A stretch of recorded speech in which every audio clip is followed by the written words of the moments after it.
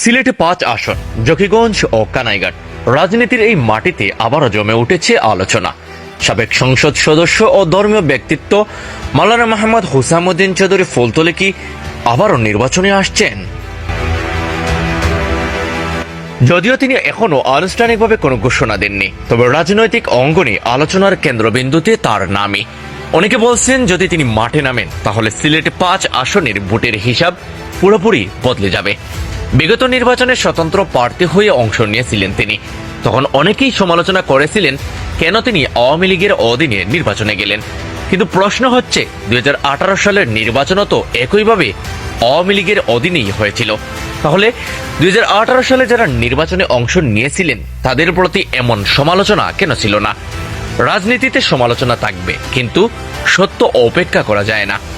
তিনি MP থাকাকালে police প্রশাসনকে কঠোরভাবে নির্দেশ দিয়েছিলেন নিরপরাধ মানুষ যেন হয়রানির শিকার না হন, আর বাস্তবতাও তাই ছিল।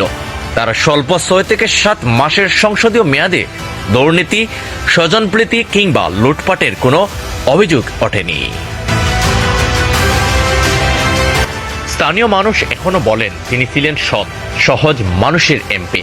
২০২৫ সালের রাজনৈতিক প্রেক্ষাপটে যখন নিরীহ মানুষকে আবারও মিথ্যা মামলায় হয়রানির অভিযোগে বাড়ছে, তখন অনেকে মনে করেন যদি মাওলানা হুসামউদ্দিন চৌধুরী ফুলতলী আবারও নির্বাচনে আসেন তাহলে এই অবিচারের প্রবণতা বন্ধ হতে পারে। স্থানীয় রাজনৈতিক বিশ্লেষকদের হিসাব অনুযায়ী যদি আওয়ামী লীগে প্রার্থী না দেয় তাহলে ২ উপজেলা মিলিয়ে দলের প্রায় ৭৫ থেকে ৮০ হাজার ভোট যেতে পারে তার ঝুলিতে। জাতীয় পার্টি যদি সৌজন্যবশত প্রার্থী না দেয় তাহলে তাদের ৩০ থেকে ৩৫ হাজার ভোটও তার পক্ষে যাওয়ার সম্ভাবনা প্রায় নিশ্চিত। তালামিজে ইসলামের তরুণ অনুসারীদের ভোট মিলিয়ে তিনি পেতে পারেন আরও ২৫ হাজারেরও বেশি ভোট। এর সঙ্গে রয়েছে তার পারিবারিক ও ধর্মীয় ভোট ব্যাংক। সব মিলিয়ে ১ লাখেরও বেশি ভোটের সম্ভাবনা তৈরি হচ্ছে।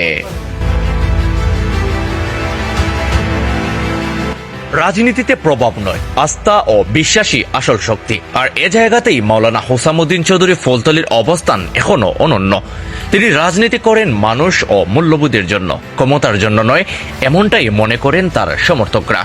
তিনি এখনো ঘোষণা দেননি, কিন্তু যদি দেন তাহলে সিলেটে ৫ আসনের রাজনীতির ইতিহাস নতুন মোড় নিতে পারে। সৎ, নীতিবান, সাহসী ও আদর্শিক নেতৃত্বের প্রত্যাশায় জনগণ আজও তাকিয়ে আছে তার দিকেই। যদি তিনি আসেন বদলে যাবে হিসাব, বদলে যাবে সময়।